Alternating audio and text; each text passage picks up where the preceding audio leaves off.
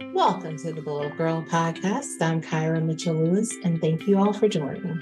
Hope everyone is doing well. I hope you're having a fabulous week and happy Thursday, aka Friday Junior, to you all. I'm excited to chat with my guest today, Kevin Palmieri. Kevin is the founder and co-host of the Level University podcast. Early in his life, Kevin found success, but after a brush with suicide, he realized he wasn't living the life he truly wanted. He became passionate about self-improvement and decided to make it his purpose in life to impact as many people as possible by becoming a role model, podcaster, and speaker. He has succeeded to make his podcast one of the top 100 with over 1,000 episodes and listened to in over 125 countries. He has taken his life to the next level and achieved both personal and professional success. So stay tuned, everyone. I'll be right back with Kevin. Welcome back to the Gyrl podcast. I'm Kyra. I am excited to welcome Kevin to the show. So welcome on in, Kevin, to the Gyrl podcast. Thank you so very much for having me, Kyra. I appreciate it. I'm excited to chat. It's a Saturday. We're going to bring the energy, and I'm excited to see where we get to today. Awesome. Well, why don't you get us started by telling the audience listening or watching who you are and what you do?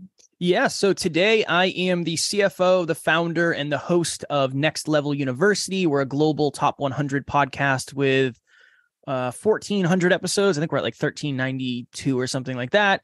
We do an episode every single day, and we have listeners in 150 plus countries. So that's the vast majority of what I do is I speak, I coach, and I podcast. And believe it or not, the majority of our audience is primarily female. So you might be thinking, what does this young tattooed man know about women? We've been studying how to help, both men and women, but our audience primarily is women, believe it or not. Well, that was funny. Sorry. I didn't think that. Well, I do know, sometimes we do naturally judge a book by its cover, completely understandable. And I like to make sure that I understand I understand what I don't understand, and I'll never claim to know exactly what you've been through. That's always my goal. Yeah. But you know what? I definitely appreciate that because it just, Lord, obviously I have a podcast that's called Glow Up Gyrl. And so a lot of times I think men are like apprehensive about like, should I listen or should I apply, submit to be on the show? And I'm like, no, like all guests are welcome because we can all, like you said, we can all help each other. We don't know what we don't know. And then when men who listen to the show, sometimes I get messages and they're like, well, I'm a guy and I love listening. I'm like, hey, come on in. Like, we definitely want you here. It's just for me, I mean, the greatest part of who I serve happens to be women. So, because the more the merrier. The more the merrier. The more the merrier. So one of the thing that we want to, focus on today with you in your story is really talking about overcoming limiting beliefs. It's something we all deal with, right? And really getting to a place to where we live the life that we're meant to live, whatever that looks like for you. Yes. Let's talk about for yourself. What do your limiting beliefs or fears look like for you? Yeah, it's very interesting because obviously today I'm on camera and on the microphone all the time, and I might come across as a confident human being. I've just done this many times at this point. In the very beginning for me, the very beginning of this journey, I had a lot of not enoughness. So not smart enough, not good enough, not talented enough, just not enough. Really. I was raised by my mom and my grandmother, and I didn't know my dad. And I didn't meet my dad until I was 27. And now in retrospect, looking back, I think that's where a lot of my not enoughness came from. So a lot of it was I didn't go to college, so I could never be a business owner. I don't have a higher education, so I could never make a lot of money. I'm short, so I'm never going to attract my dream partner. I'm not that smart, so there's no way I could be a good leader. I've never spoken before, so there's no way I'm going to be a good podcaster, right? So it was almost for me, insert limiting belief anytime I thought of trying something new. I'm shy. I'm quiet. I don't get along with people very well, all of that stuff. And it's interesting because after doing this pretty much every day for the last 6 years and coaching and all that stuff, I think at the end of the day, the two roots of most of our problems really come from low self-worth and low self-belief. Or not even low, misaligned or inaccurate, I'd say. Right. So I definitely had low self-worth. I didn't feel like I was worthy of success. Yeah. And I definitely had low self-belief. I didn't think I was capable of creating success. And yeah, I had a lot of limiting beliefs for sure. Well, first of all, I want to say thank you so much for sharing that. But I want to also just align with you and come into agreement with you that I appreciate you sharing that, because I think like you just mentioned some moments ago about judging, a book, because I think people just assume that those who are speaking, those who are on podcasts, that means like, we're like, oh yeah, I've got all this confidence and I'm really great at this. And I'm like, no, I mean, it took me, when I launched this podcast in 2020, it took me like a whole 2 months from the time that it was like placed, when I heard the call to do it. And then I talked myself out of it every time. Every time I said, oh my gosh, like nobody wants to hear what you have to say. Like, I mean, who are you? Mm-hmm. And then I would allow for myself to go down that road. I'm like, well, all these other people have podcasts and they talk about things similar to you, and they're like famous people. So why would you think that your podcast is going to make a difference? And so like every time there was like an obstacle of like the why I shouldn't do something. And then eventually just got to this place of, I'm like, well, I personally believe that like God doesn't bring something to me, to do, and like keep giving me the signs to do it. And then like to just like sit there and leave it on the shelf. Yeah. I think one of the most common misconceptions for us is that where people are today is where they've been forever, and where you are today is where you're going to be forever. I think that's one of the things is we see, I always use Taylor Swift because most people know who Taylor Swift is. We assume Taylor Swift's always been as good as she is. No. Or we assume she just made it one day. It's like kind of, but she worked for 15 years behind the scenes that, there was 3 people at her show probably, and nobody cared. But it also is on the other end. Just because you are somewhere today does not mean that's where you're going to be 5 years from today. Exactly. It doesn't have to mean that. I mean, and I think like it goes and plays a part into a next question I want to ask you about is really being consistent. And it's really like, what role do you think consistency plays in that process of helping you to overcome the limiting beliefs? I think it's everything, because this is the interesting thing. I used to have this thing I did called fear chasing. So I would literally say I went on a podcast and I was scared. I'd do a little check. It's like, okay, I did one fear chasing activity today. This is the interesting thing. Doing one a day is far easier than doing one a week, because if you do one a week, there's 6 days or 7 days between the times that you do them. So you psych yourself up, you forget, you lose the momentum.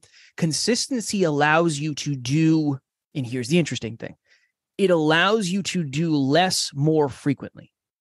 Rather than, so if we think of the numbers, right? A spotty 70% is better, or a consistent 70% is better than a spotty 100. So let's just play numbers for a second. If you did 70% effort 7 days in a row, 7 times 70 is 490. So we'll just remember 490. If you did 100% for 3 days and you took the other 4 days off, that's only 300%. So you could quite literally do the best ever for 3 days in a row, or you could do 70% for 7 days in a row. And the consistency of the 70% is always going to win. It's that is the consistency. It has to start from a place of sustainability. This is one of the reasons why New Year's resolutions are so challenging. That for most people, they're not sustainable. Right. We're starting from I want to accomplish a massive goal in a short period of time, not I want to do what I do now forever. So yeah, right. You touched a passion point for me, because consistency is everything, and it's very hard to win without it.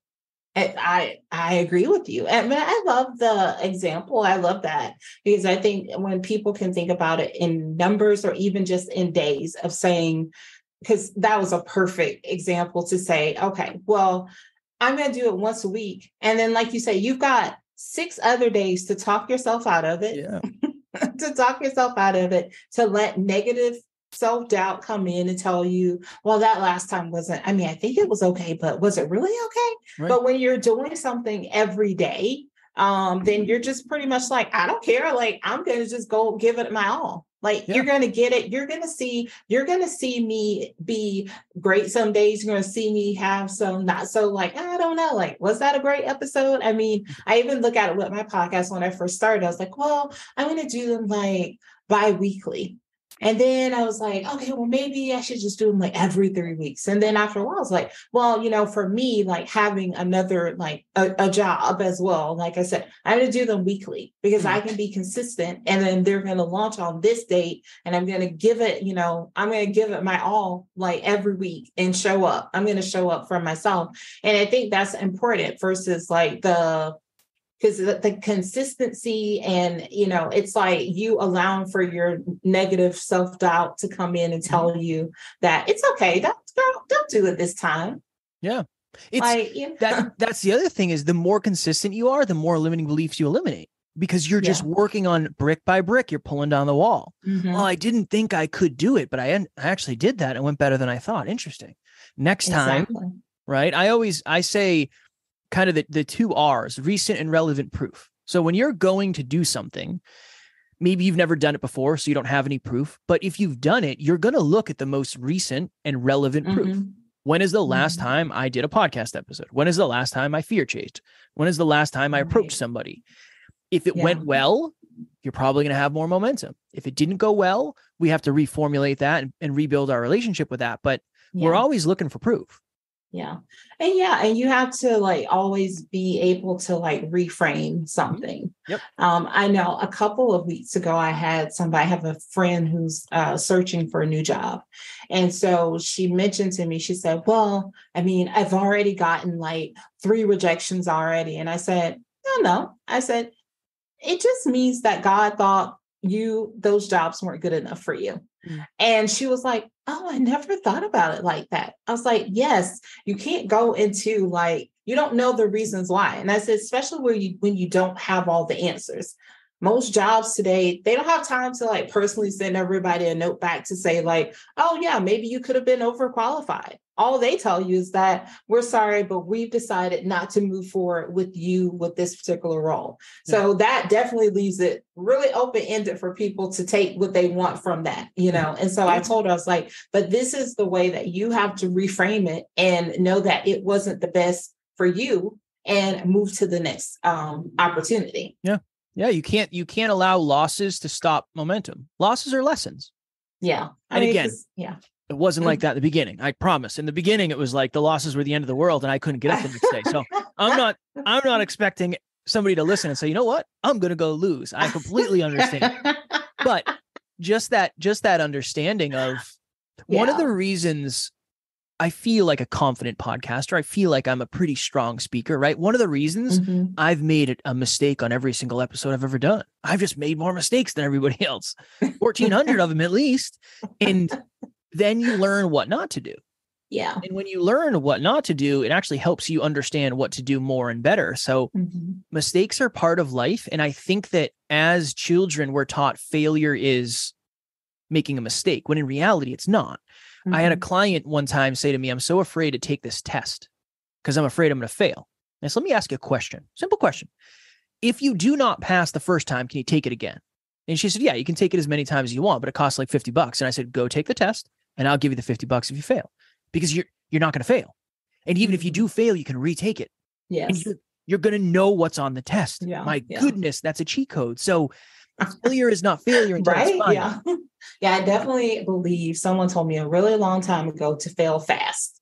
So I'm all about like the acts of like jumping into something, failing fast. If it works great. If it doesn't, then I mean, I've done so many things. And I tell people, I'm like, I've done so many things with Gyrl as a business that didn't work.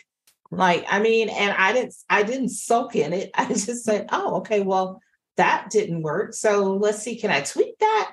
Can I either pivot and do something different with this, or do I need to move away from it altogether? And I think a lot of times we have to learn how to like pull our emotion out of some things, especially when it relates to like our businesses and we're like all gung ho, but I'm like, that's not how you scale or grow the business. I mean, you have to be able to like sort of separate yourself from like what makes sense for you to do versus like, this is not going to work. Yeah. Yeah. 100%. You can't emotionalize it. It's a challenge for sure, but I 100% agree with that. And like you said, like we're telling you because we have gotten to this place. Yes. It wasn't always, it definitely wasn't always like this. I mean, even I will say like even in 2020, like right prior to the pandemic, so for most people, if you are an avid listener, I work in marketing in my second life. But for those of you who don't know, I am a business owner and I also work. So I was looking for a job in 2020. And I was like, oh yeah, I'm going to get a new job. I was actually interviewing for a job, and then the pandemic happened. And then that job, just like for many other people who were interviewing, jobs went away. It got put on hold. And so, okay, I said, I'm going to take a break. I'm going to wait. Then it started back, looking around like November that year, because I started to see like more jobs opening again, more people, obviously then the remote opportunities were like everywhere. And so I actually interviewed with the job, was offered that job by the end of December. And even though I wanted out of my current job at the time, I was like, something just doesn't feel right. And don't feel like this is a right fit for me. It seems like it, but it just gut. I always listen to my intuition. It never steers me wrong. And so I didn't take that job. But then in 2021, I went on like a losing spree, you could say. I mean, they're left and right. They were like, no, thank you, ma'am. No, thank you. And what I did is I have a box that I call the glow box, where I put in like wins, opportunities, like just anything. Like I drop notes in, and I opened that box up at the end of 2021. And I can't tell you the number of like companies who had said, that's okay, lady, we'll pass. We'll pass. And so, I could have taken that. Like at one point, there was a moment where, like that October where I felt a little defeated, and I was just like, oh man, like, I just don't know. Like, am I ever going to get a job? Like, what's happening? I said, should I have taken that other job? Like, should I have taken that other job? And then I was like, no, like, just focus your time. It'll come.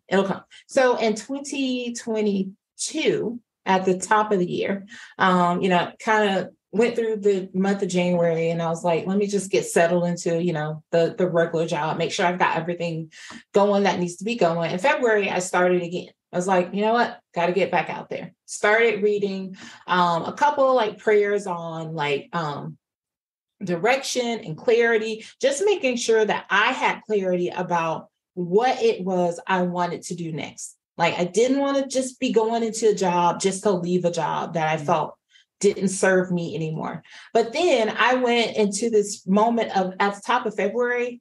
I mean, I had like 5 interviews with all like good opportunities and people who had reached out to me on LinkedIn. Like, I don't think I had applied for like any of these jobs. They were just people that found me. And then ultimately I have the job that I'm in now, but it's just like, you've got to be consistent in your way of thinking, your consistency in like, trying and doing the thing that serves you best, not just saying, well, I'll take anything because I want out of a situation. Yeah. But then also being able to take the lessons that came from, because for me, when I think about all the jobs that I thought I wanted, like now I was like, ooh, I'm really glad I didn't get that job, because I don't think that would have been a good fit for me ultimately. Mm-hmm. So consistency is everything. Yeah. Consistency is everything. And I always say this too, because this is kind of what happens, right? We think, well, we got to make sure we're doing the right things at the right time in the right way. And most people think productivity. So I want to make sure I'm making calls, whatever, posting on social media, exercise, all that. Self-care, you also have to do consistently. Because if you don't do self-care consistently, everything else falls. Last night and the night before, my business partner and I worked until 10 p.m. So I worked 5:30 in the morning till 10 p.m. Not sustainable, right? I'm running on 5.5 hours of sleep. I had a big leg day this morning. I am sleeping. But sometimes that's the season, but it's not sustainable, right? So if I do that consistently, I'm not going to be able to do this as consistently with as much quality. So on the productive end, yes, be consistent, show up, do the right things. On the R&R, fulfillment, cup filling, you got to be consistent there too, because you need to be well-rounded. I agree with you. Like those are things that always stick out to me. Anything that I do now in my life, it's like you said, consistency, but also is it sustainable? 100%. Because if it's not, I mean, like you said, I mean, it's just like in business. I mean, I think people, you hear these terms like if you work in a job and it's like, is this a sustainable process? Can we do this? Like I always tell my team, like, you want to work smarter, not harder. You want to set practices and processes in place and things that, are sustainable, things that we can scale and grow with so that you're not always having to go back and reinvent the wheel every time we do something. So like, what if every time for you, like you said, on those seasons where you find yourself working from 5:30 to 10 o'clock at night, what if you weren't consistent with like processes or putting things into place that would help your business run? Then you'd be like all out of whack. Yeah. Everything would fall. You probably wouldn't make it past the first day of 5:30. No, probably not. We're blessed because we have a really amazing team. So it's to your point, there's the systems I was talking to my business partner recently and I said, there's really two very important things when it comes to being consistent. There's discipline and design. Discipline of I know this is what's best for me. I know I might not want to do it, but I do believe I'll be grateful after. That's discipline. Design is I make sure my AirPods are by the door, next to my shoes, next to my pre-workout, next to whatever, my gym clothes. That's design. If you can pair discipline and design, that you will be consistent, because when design falls, you have to tap into discipline. When discipline falls, you have to tap into design. And if you can have both of those, that's a really, really smooth system to be more consistent for sure. I love that you use that as the example, because I think a lot of times like during the week, I get up at 5:40. Don't ask me why it's 5:40. It's just 5:40. It's 5:40. And I, read, I pray, and then I work out. And, and I work from home. So, I work out, then I go take my dog for a walk, and then I come back, shower, get ready, sitting at my desk, usually by 7:30, ready to go. And, and then somebody was like, and like, you work at home now and you still get up that early? And I was like, yeah. I used to get up at 4:40 when I had to drive to an office. And I was like, but yeah, I said, it was important for me to keep the discipline of like working out in the morning versus me saying, oh yeah, I'll do it like at lunch or I'll do it later in the day. Because just because you work at home, it doesn't mean that your life is designed like I just got endless amounts of free time, even though I think like people still believe that.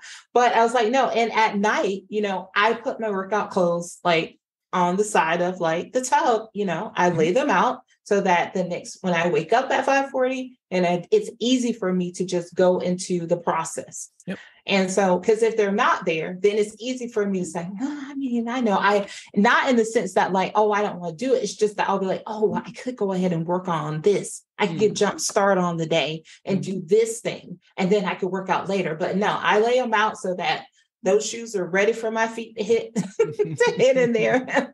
And I go in that room and I do it. And I think that's so important because either a lot of times people have one without the other. Yes. Yeah. And a lot of people probably haven't thought about it in the terms of you saying discipline and design. It's, it's just like, oh, I'm going to be disciplined enough to like work out. But then as soon as something doesn't like work, I'm going to say, that's okay, I'll work out. Yeah. I'll do it. Yeah. Well, I'll do it tomorrow. One of my biggest fears is flying. It doesn't make any sense to me how something that large and that heavy can fly through the sky that smoothly. Doesn't make sense. I'll never believe it. I don't like planes. But what the interesting thing about that whole industry is, think about it. It's design. They go through the same checklist every single time, and they're disciplined enough to do it. That's why it's safe. The restaurants you go to, discipline of hiring the right staff and them showing up and doing it the right way. Design. This is how we do it. This is our system. Smile when you go out there. Always ask if somebody wants a refill, blah, blah, blah. Right. That's really all it is. That's what a standard operating procedure is. That's what a system is, discipline and design. Yeah. Yeah. No, I love that. I love it. I love it. Okay. So I understand. Is that a cat or a dog on that mug? So, is that a cat? These are my cats. This is Fudge and Ace. Yeah, my wife got me this for Father's Day because we don't have any children, but we have 2 cats. I like it. Yes. I also have a coaster here. Hold on, real quick.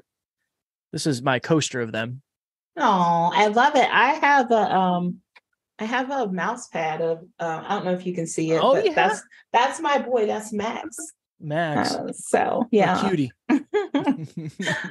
No, there's always a break for pets. I love that. You're my people. I'm a fur mama, so I mean, yeah, I love it. All right, okay, so look, we digress, but for a good purpose. Okay, so talking about continuous self-improvement, right? I know how important that is to you and what you do every day, and I have just enjoyed hearing you talk about it. And I know that you are definitely a lot of valuable to your clients and those that you serve. What role has it played for you? How do you continue to improve yourself? What practices? What is Kevin doing? Yeah, it's the role it's played for me is it's allowed me to understand that the level to which we succeed is usually directly connected to the level of our self-improvement. I never thought that, because you see a lot of successful people who might not have a high level of self-improvement. Financial success is not well-rounded success necessarily. Right. Yeah. So when I decided, I made 6 figures in my mid-20s. I was miserable. I had suicidal ideations. I just was unhappy and I needed to change my life. And when I started to think about what would success be, health, wealth, and love, not just wealth, not just health, not just love. How do I get all of those things? If I really want to be a great partner to my wife, if I really want to be a great business partner to my business partner, a leader for the team, a friend, capable, a good speaker, understanding business, eloquent, competent, that is all self-improvement. I used to think self-improvement was like a woo thing. I never understood the importance of learning. I didn't know how malleable our brains were. So quite literally, it has provided every single opportunity I have. I wouldn't be here talking to you if I didn't practice self-improvement, right? So on the day-to-day, every single day, I learn for at least 30 minutes, whether it's YouTube video, Audible, TED Talk, coaching, whatever it may be. That's non-negotiable. That happens every single day. And I try to really go through my day with intentionality in terms of reflecting. So I ask myself why a lot. Like, why do I feel very comfortable around you? You're very warm, you're very open, you're positive, you're very positive. I'll ask myself the same question if I don't feel comfortable around someone. Why don't I feel comfortable? Oh, there's some toxic masculinity there, or there's some, there's something there that I don't resonate with. Okay, interesting. And when I've been doing that for 6 years, so a lot of stuff just started to make sense. Yeah. And then you can kind of connect the dots. So yeah, for me, learning is a non-negotiable. I'm doing it every single day. And then I'm always reflecting on experiences to see what I can pull from, see if I can store some kind of lesson in my pouch, and then I can always use that lesson later. That really is the main thing I'm doing. And I talk about this stuff so much between, being on podcasts, coaching people, our podcast, the team, that this is just the way we communicate at this point. It's our team tracks their habits. I track 26 habits a day. So it's just that this is just the life we've created, which I am very, very grateful for. I love that. I think that is awesome. And, one of the things you mentioned about, extracting the lessons and asking why, I think a lot of people don't do that. I think a lot of people don't walk away from the example you just mentioned, saying like, if you and I didn't get along so swimmingly great, like we are, if we got off this and and I was like, I just don't know. I mean, I do that a lot. And I think especially when you're in podcasting, because there are some people that you might talk to, interview, and you're just like, wow, it's like I've known this person forever. Yeah. And then there are some people where you're like, oh, I just don't know. And I was like, okay, let me just think back to like my interaction and how, did I ask the right questions? Like, was I friendly? Like, I think I was friendly. Like, I was just not getting the same like energy back. But obviously, I don't care who you are and how you come to the table. I'm not going to match your energy. I'm going to give you like positivity. I'm not going to let you change how I decide to show up at the party. Yeah. But I love the idea of like taking away and trying to understand what that opportunity was, because I think that's the thing that a lot of people miss.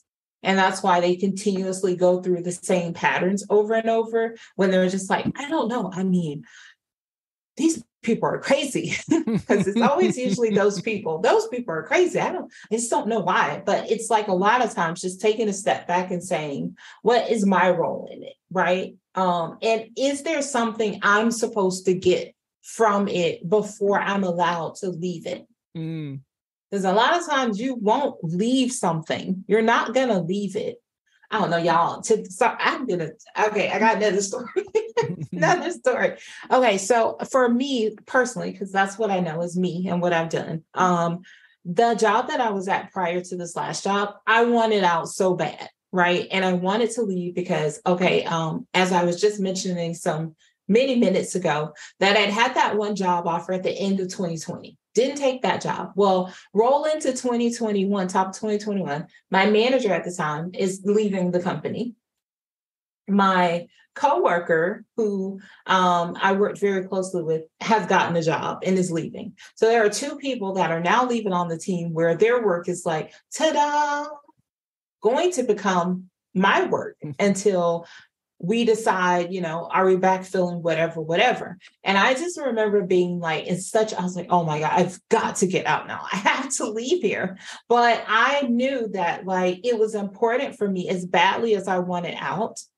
There was a moment where it clicked that I had to not prove something to those people, but I had to prove something to myself that like, I could stand on my own without those other two people, that I was going to be able to carry, the ship forward. And it was like, yes, a year later, I got another job, but the impression and the impact that I left, after that was like, oh my God, yeah, like we're really going to miss you because like you did all these great things. But for me, it was validating for myself to know that like I was able to do it.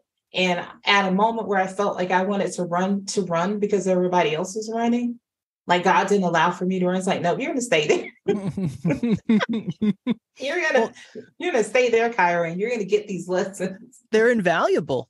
One of the things that really shifted for me, I was in Florida with my business partner and one of our friends. We were hosting an event with him, and we were working out.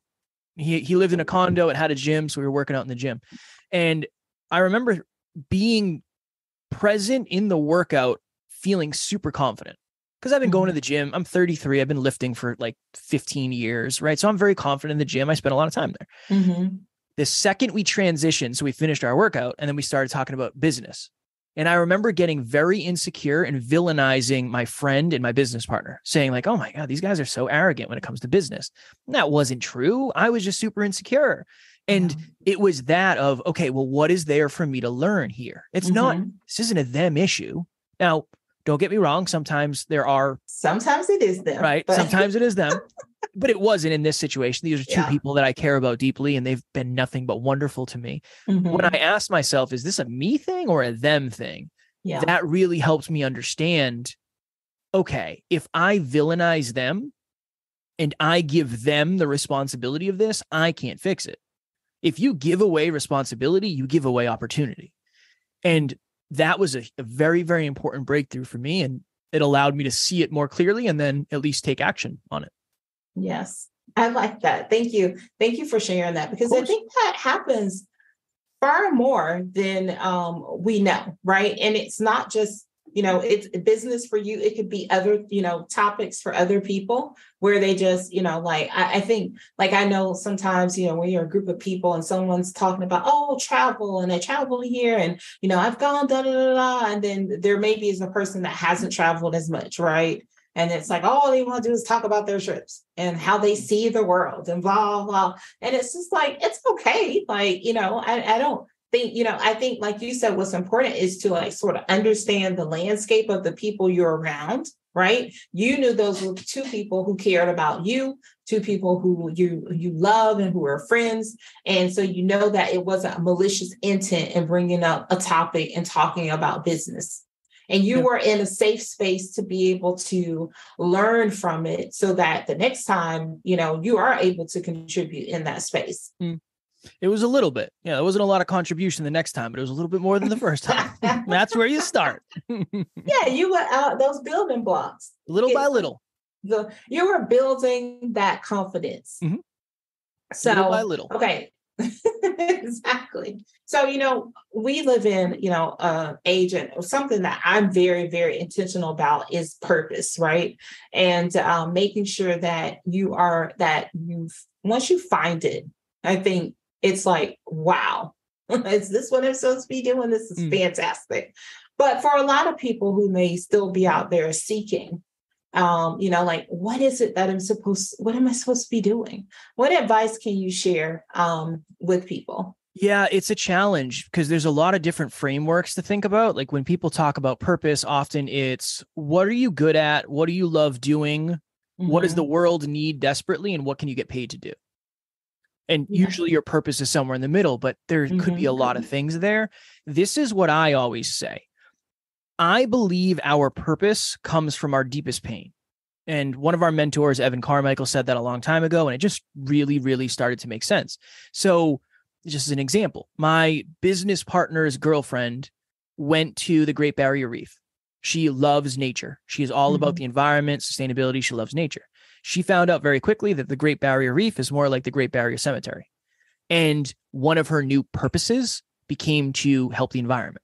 Because the pain of that, she took responsibility for it and said, wow, this really bothers me.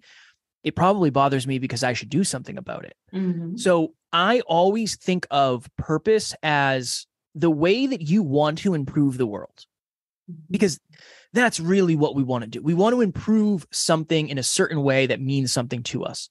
That's purpose. That's passion. Here's the interesting thing. The vehicle is how you do it. I've always wanted to help people. I've been coaching for a long time. I've always kind of been that guy, but I didn't know it was going to be with a podcast. So I might argue that finding the vehicle is just as important as finding the purpose, because there's a lot of people listening right now who say, yeah, I want to help single moms find jobs over the internet. That's my purpose. As a single mom, I know what it's like to struggle to find a job, do interviews, find somebody to watch the children. Awesome. Okay, how are you going to do it? What's the vehicle? Is it just a website? Are you going to start a social media brand? Are you going to start a podcast? Are you going to start a YouTube channel? Are you going to be a speaker? Are you going to be a coach? You're going to run ads?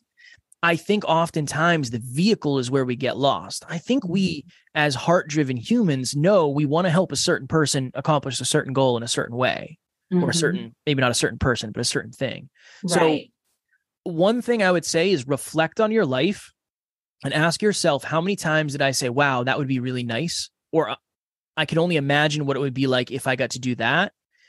And then ask yourself, is the reason you didn't follow up with that because you didn't have the vehicle? I think the purpose is probably more visible than we realize, but purpose and vehicle have to be connected. I think that is very good advice, because that is all the time when someone figures out, like, it's this thing that I want to do. It's the how. Yeah. But the how do I bring it to life? And that's where a lot of people struggle, because like you said, you listed out like 6 things immediately that you could do. But I think you have to, then that's where you have to focus in on like the person that you're trying to help and the ways to reach them, meeting them where they are, because it's not always going to be, and Lord knows, I mean, we could probably go on a whole like tangent about social media and, but I mean, you know, it's trying to find like the most authentic place to meet them. Because most times when you are, as you mentioned, when you're doing like heart-centered work for people, I mean, a lot of times you may or may not find them deep in those like spaces where most people go to play, right? They may not be living on like Instagram all day or TikTok all day, but you may have to take a different approach to finding them via like you said, your example of being of single moms, maybe there's like single moms, like spaces or support areas on communities where you could go into those communities and introduce yourself and how you can help them. Yeah. I think your purpose is from your pain. So don't be afraid to look at the pain. If you had a big pain that you overcame and you figured out how to get through it, your purpose might be to help other people do the same. Yeah. And ultimately, I mean, I feel like, you know, definitely for myself, like I just always want to leave the world better than the way I found it. And, you know, and also like for me, like understanding how hard it's been as a woman in my own journey to like break barriers, to like have boundaries, to establish boundaries, to be able to help people to know without feeling like, oh, I'm a bad person if I don't help this, you know, the 12th person today. And I think like that, you know, that is why, you know, I wanted to start this business, is because I feel like women give of themselves so much all the time that often, you know, as we talked about, the cup is like depleted. There's nothing left. And it's like, who's pouring into them? So it's like, no, we're here. We're pouring into you to help you, to help give you, you know, to cheer you on, even if I don't know people individually who are listening to this podcast. But if I feel like I can touch one person, that helps them to like go, oh, you know what? She had a guest on. That guest was like awesome. And, you know, I learned these things today. That Kevin told me, blah, blah, blah, blah, blah. And I'm going to take this. I mean, I feel like the job is like being done, you know? Yeah, of course. I have to believe the same thing. That's what it's all about. Impact. Yeah. All right. Okay. So because I could talk to you like literally probably all day, I'm going to shift this here with everyone, because I know we got lives, we got things, you know, Kevin's got things to do today. I do have to hop off in 3 minutes. Okay. Well, I'm going to let you go ahead and tell the audience how they can connect to you. And then lastly, what would be 3 things you'd like for the audience to take away from our conversation today?